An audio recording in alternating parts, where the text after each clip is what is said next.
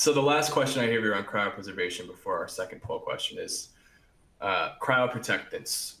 What are we missing in terms of cryoprotectants? Maybe if somebody could start with what are they and how can they be improved? You're on my screen, so let's start with you. Tyler, what did you say? Yeah. Oh, I said Catherine, sorry. Okay. Yeah, sorry.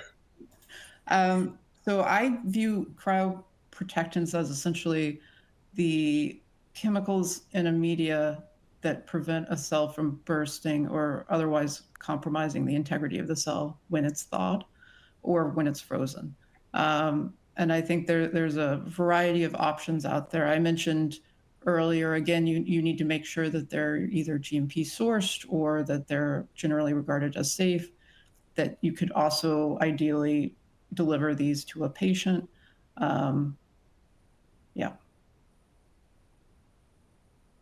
Yeah, I mean, I think this is an area that's really a huge unmet need, honestly, is the way I would answer that. I think, we've been cryopreserving at least hematopoietic stem cells or grafts and DMSO type, and a lot of centers do their homemade, sort of DMSO, HSA kind of solution.